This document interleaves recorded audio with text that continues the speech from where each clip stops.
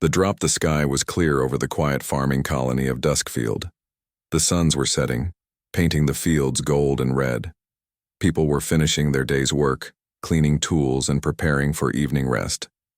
But then, something strange happened. A loud boom echoed across the valley. It didn't sound like thunder. It sounded like something breaking the sky. All heads turned upward. A streak of fire was cutting through the clouds, fast and burning. Children screamed. Farmers ran inside. Old defense alarms, long silent, suddenly began to blink red. One man, a retired scout named Owen, grabbed his binoculars. What he saw made his hands shake. "It's not a meteor," he whispered. The object crashed into the nearby forest, shaking the ground. Birds flew away. Dust rose, high. Within minutes, the local patrol was rushing toward the crash site. Owen followed against the warnings. Something inside him said this was no normal event. The patrol found the object half buried in the dirt. It was smooth and black, shaped like a pod. Symbols covered its side, glowing faint red. The metal didn't match any human design. It was cold to the touch but didn't seem damaged. There were no doors, no windows. Just one red line running down the center. Then, without warning, the pod clicked and the line opened. A hiss of cold gas escaped. The patrol backed away, raising weapons. A small shape slowly rolled out. It wasn't human, it was a child, barely 3 feet tall, with dark gray skin and glowing silver eyes. It looked weak, tired, scared. Everyone froze. "What is that?" one patrol officer whispered, but Owen stepped forward. His eyes locked on something printed on the side of the pod. It wasn't English, but he had seen this kind of writing during the war. He read aloud, slowly. "Property of the death spawn. Do not touch, do not engage." Silence followed. One patrol officer lowered his weapon. "Death spawn? That's just a myth." Owen's face turned pale. "No, it's real. I saw what they did in the Fringe Wars. Planets turned to dust. Fleets vanished. If this thing belongs to them, we're all in danger." The alien child coughed and tried to sit up. It looked around at the humans. Its eyes were not cold. They were full of fear. It raised one hand and passed out. Owen stepped closer. "We can't leave it here. If they come looking and don't find it, they'll destroy us," another officer finished. After much debate, the patrol agreed to keep the incident secret, for now. The child was taken to a hidden barn outside town. Only a few trusted people were told. A woman named Mara, known for helping wounded animals, took the child in. She didn't care where it came from. She just saw a scared, sick child. The alien didn't speak for days. It barely moved. But slowly, with food and warmth, it began to recover. It watched everything, how humans moved, spoke, laughed. It tried to copy them. One night, Mara heard soft footsteps. She found the child standing outside looking at the sky. Stars shimmered above. The child pointed up. Mara asked gently, "Is your home out there?" The child looked at her. Then for the first time it spoke. "Gone." Just one word, but it carried pain like a deep wound. Mara sat beside the child. "You're safe here." But far above, something shifted.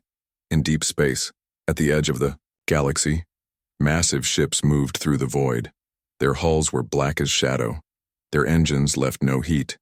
Their shapes looked more like creatures than machines, and they were heading toward the human colony. The death spawn had noticed. They always noticed.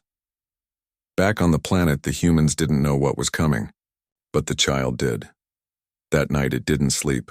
It simply stared at the stars, waiting, and in its mind, a voice echoed, a deep, dark voice from across space. "Our blood, our legacy. You left the path. Now we come." The quiet before the me. Roar the stars began to disappear. Not all at once, but slowly, like someone was blowing out candles in the sky. One by one, the brightest lights above the colony of Duskfield faded. It wasn't natural, it wasn't clouds. The night was clear. Something was blocking the stars. Owen stood outside his cabin, staring up with a sick feeling in his stomach. He had seen this before. Not during peace, but during war. Long ago. Before the military told everyone to forget. Before they buried the truth. Ships. Huge ones. Moving without sound. Invisible to radar. But their shadows covered the sky. The death spawn were here. But they didn't attack. Not yet. The alien child had changed. Its gray skin had darkened, like metal cooling in air. Its eyes no longer glowed bright. They shimmered low, like embers in ash. It was quiet, always watching. It never cried, never laughed, but it had begun to learn. It spoke better now. Simple words. Questions. Why do you feed me? What is kindness? Why do humans smile? Mara smiled at the last one. Because it means hope. The child didn't reply. It only looked at her, like it was trying to understand something it had never seen before.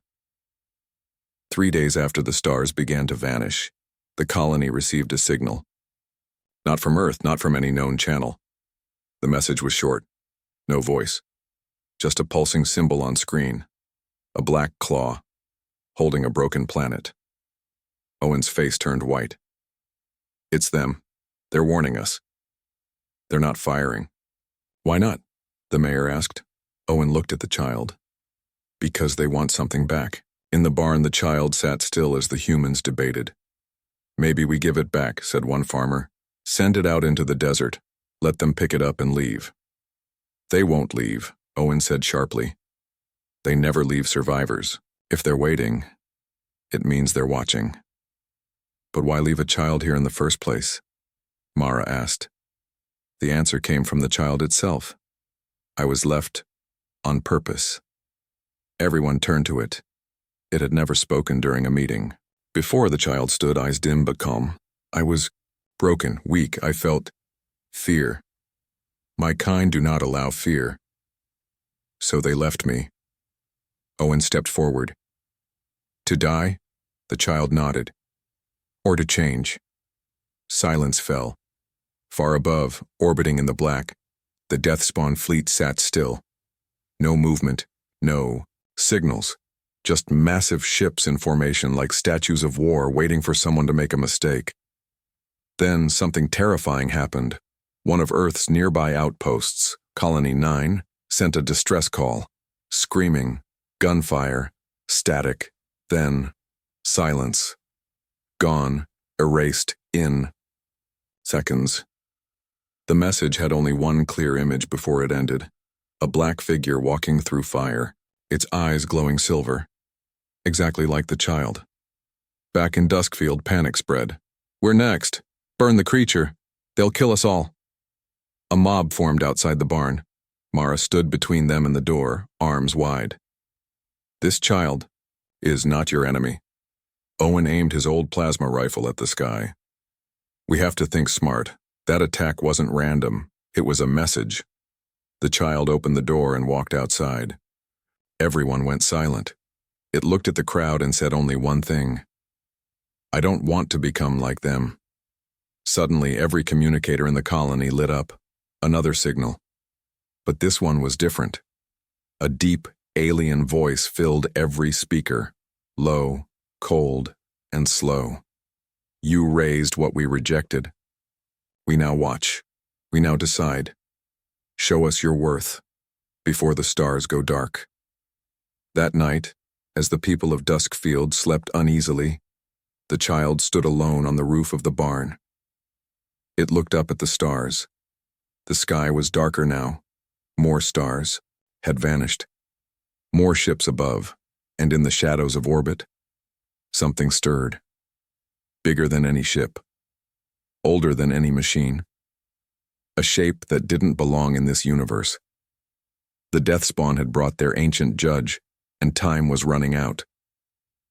The truth about the species, The power grid flickered across the colony. Lights buzzed. Screens glitched. For one long minute, the entire town went silent, as if the planet itself had stopped breathing. Then, every device in Duskfield displayed the same thing, a single eye, cold, metallic, watching, no words, just the eye, and then it blinked. Owen smashed his communicator. "That wasn't a broadcast," he said. "That was a scan. They're looking into our systems, into us." In the barn, the child clutched its head. It fell to its knees, trembling, not from pain, but from something deeper. Fear. "I feel them," the child whispered. "They are near and angry."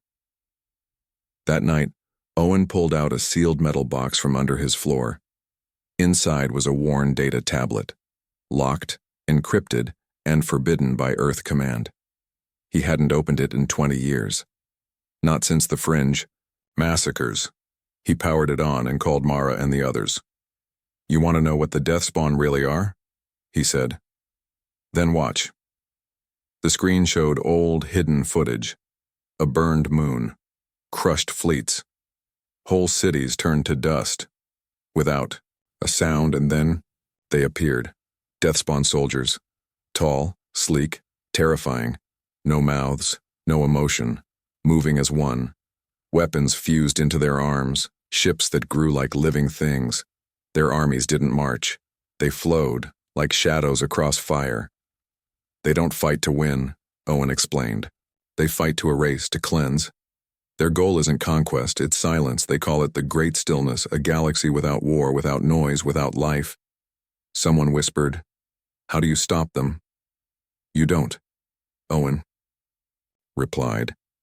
"You pray they don't see you as noise."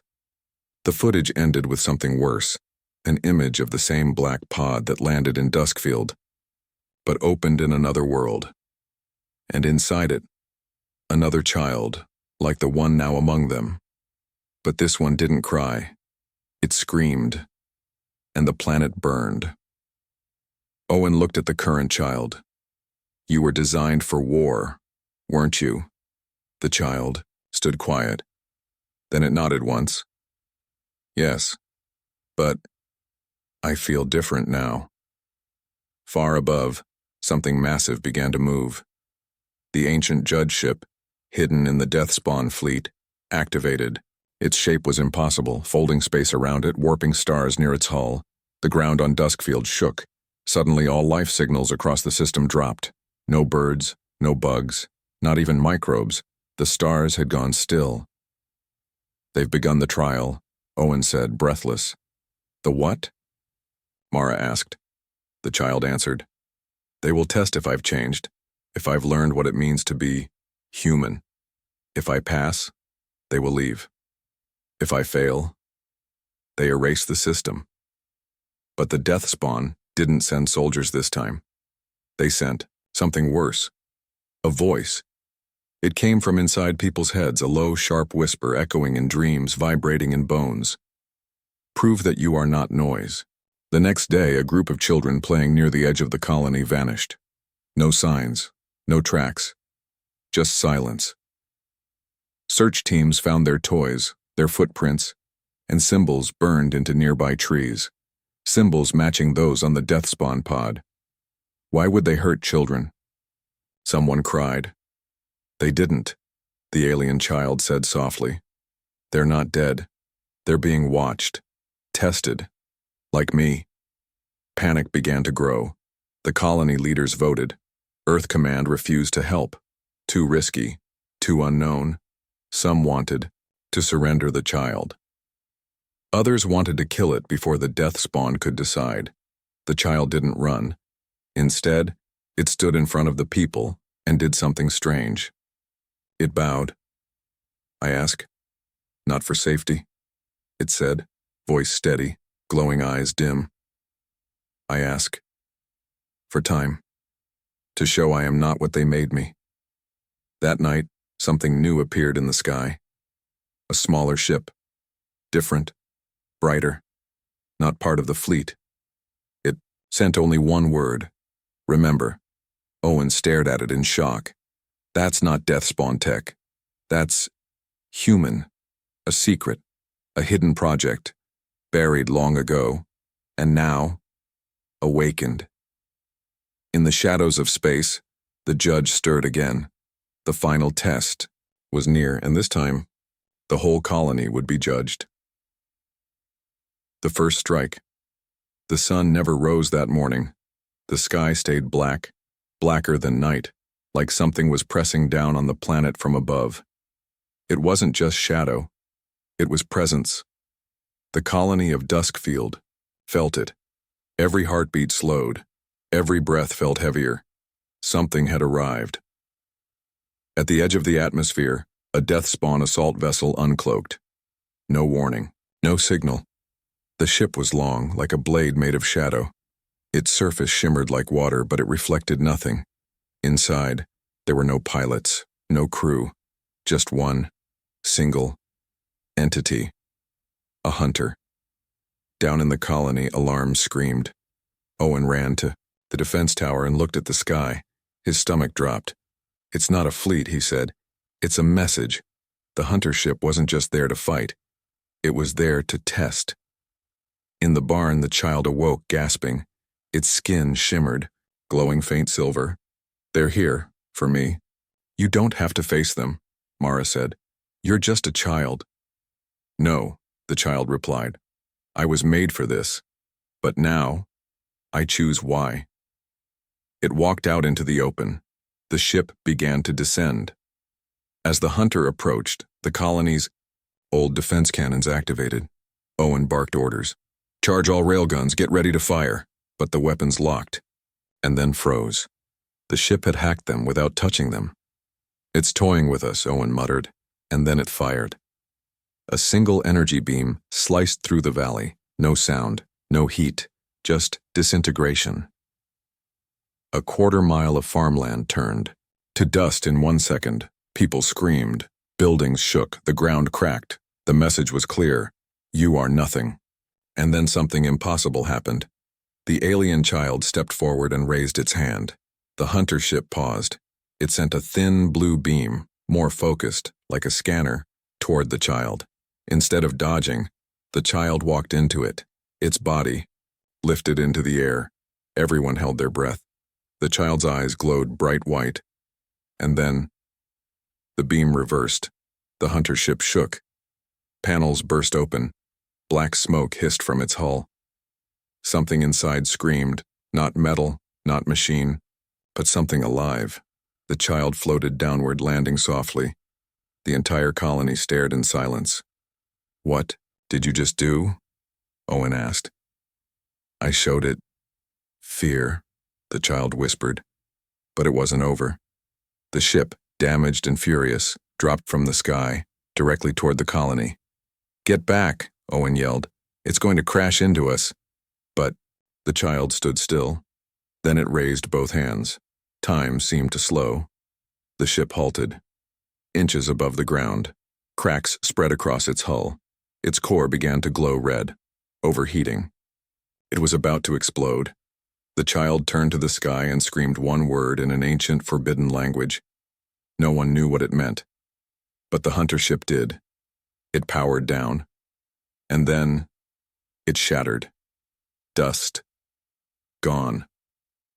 The colony was silent. The child collapsed, exhausted. Mara ran to catch it. "Why didn't you destroy them earlier?" she asked. "I didn't want to hurt anyone," the child whispered. "Not even them." Up in orbit, the judge had seen everything, and for the first time in eons, it moved. A long, deep pulse echoed through space. Not a weapon, not a command, a summon. Something else was coming, the final test, and Earth wasn't ready. The message: the dust had barely settled. Fires still burned in the fields. People were still crying, still shaking. But the skies were quiet again, for now.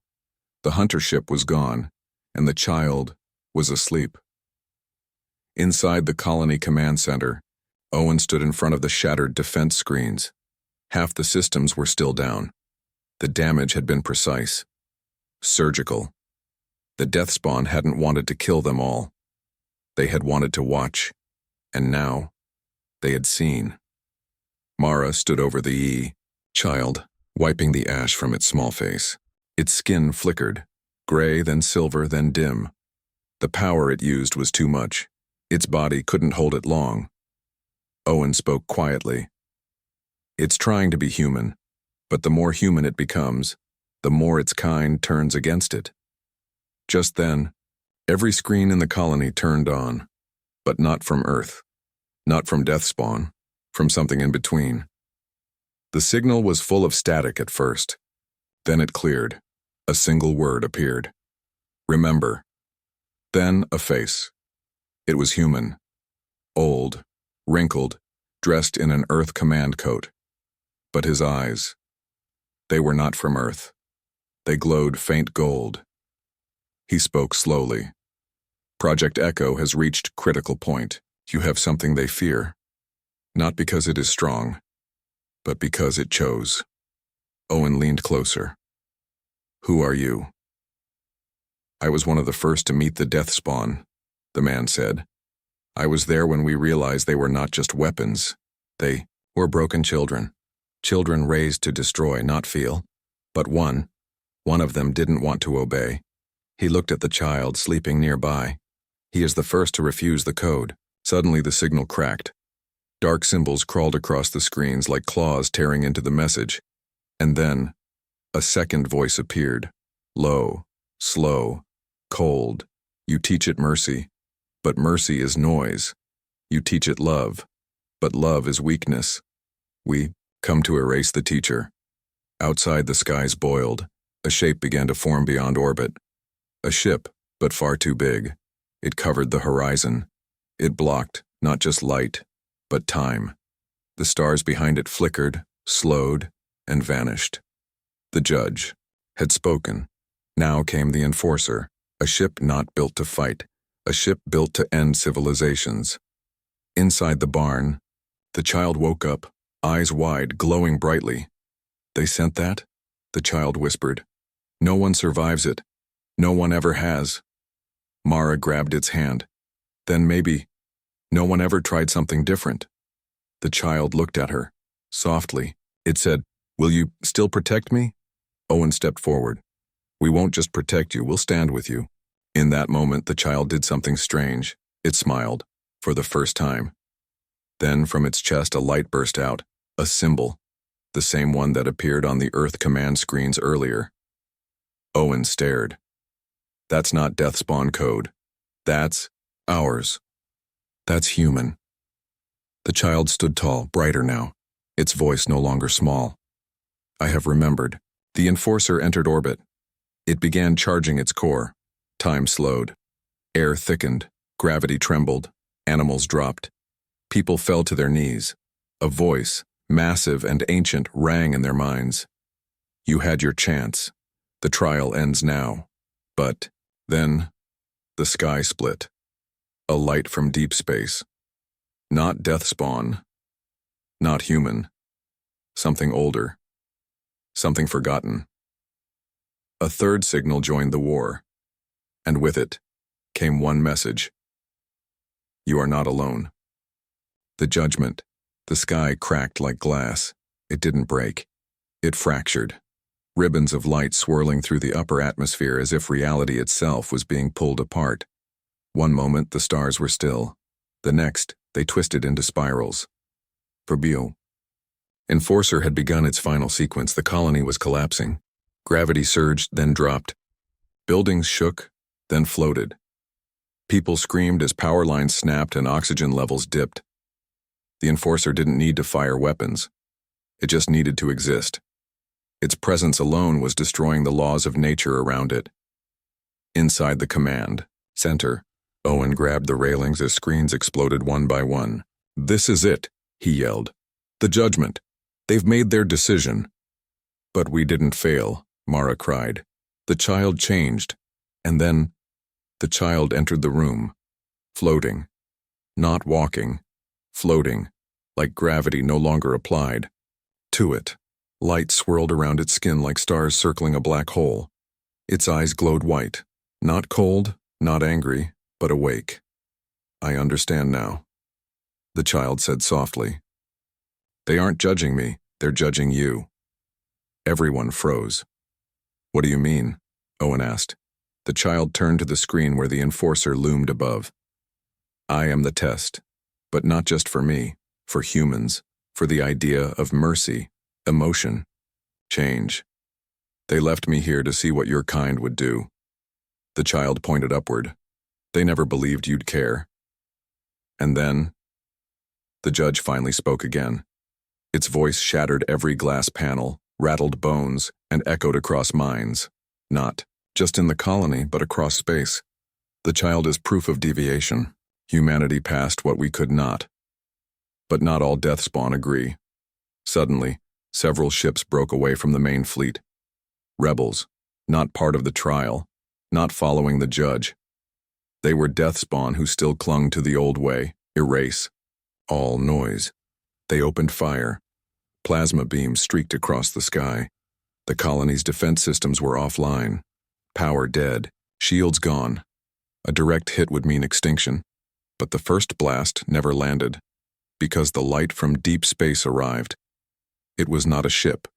It was a being, a construct of light and sound, not flesh, not machine. It wrapped around the colony in a shimmering shell. The plasma fire hit the shield and disappeared. Absorbed like smoke in wind, a new voice entered their minds. Gentle, calm. "Long ago we taught the first species how to feel. We watched your kind. We hoped, and now we answer." Owen's eyes widened. "It's one of the Starborn," Mara whispered. "I thought they were a myth." "No," the child said. "They were our makers. And our final hope." The Starborn spoke again. "You taught what we could not.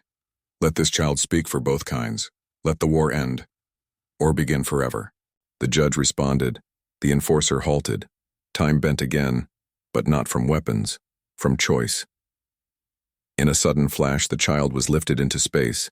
No ship, no suit. Just light holding it in a protective field. It floated between the judge and the rebels. The rebels fired again, but this time the child caught the blasts with bare hands. They didn't hurt it. They changed color, red to gold, then vanished. The rebels turned to run. But the judge spoke once more. "You failed the silence." And with that, the rebel ships were erased, not exploded, not destroyed, just removed. The child returned to the ground. Everyone watched in silence.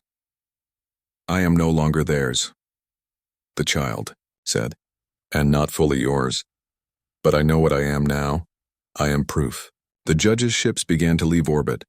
One by one, they vanished into the dark. But before the last ship disappeared, it sent one final message to Earth. "You raised what we feared. Now, we must become something new." And then, everything was quiet again. No beams, no ships, no cracks in the sky, just peace. But the child looked up one last time. They're not the only ones watching. The return of command. The countdown ended. All across the galaxy, Terran warships stood still, but fully active. Engines glowing. Weapons humming with barely restrained energy. Orbiting every major world were 12,000 reminders of humanity's forgotten wrath. No attack came, but no retreat either. The stars themselves felt tense, like reality was holding its breath. In the heart of the omen, the first admiral stood on the observation deck, looking down at the galaxy that once betrayed his world. His eyes were clear, his voice calm. "The test is complete," he said. "Awaiting judgment," replied the AI. In the second shipyard, the second admiral, now awake and fully in command, reviewed the data. He had seen every act, every apology, every attempt at mercy. Some were genuine, others were strategic. He had expected nothing from them. But what surprised him was one thing: hope. Across the galaxy, things had changed. Former enemies had disarmed fleets. Powerful species had offered reparations without demands. Forgotten colonies had been rebuilt, not by Terrans, but by neighbors who once ignored them. On Saran, a group of children placed a statue of Earth in their city square with a message: "We forgot you. We will not again. In the Terran core AI, a decision node blinked. The two admirals, linked across the network, spoke one final time. Do they deserve Earth's return? Not all of them. Then why stop? The older admiral paused, and for the first time, smiled, because some of them tried, and that is enough. A final message was prepared. It was not broadcast with music or fear. It was simple. Human across every star system, every world, every channel, a single face appeared. The first admiral, older, tired, but alive, and behind him, the Earth, reborn, clean, green, and alive again in the background. His voice echoed calmly. This is Commander Elric of Earth's final command. You called. We came. You forgot. We remembered. Some of you betrayed us. Others stood by, but now we see change. You will not be punished, but you will be remembered. Earth will not rule. We will not conquer, but we will be here, watching, to protect what we nearly lost. Then the ships began to move, but not to attack. They dispersed one by one, stationing themselves quietly near developing systems, forgotten colonies, border worlds, places where help rarely came. The Terran fleet had become something new.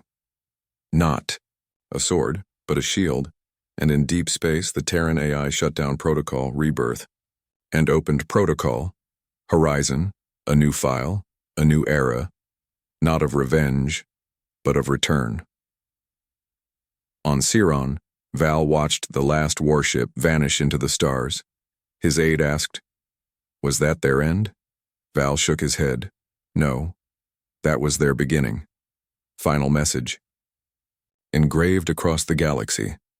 Humanity is not gone, it is not broken, it has simply remembered who it is.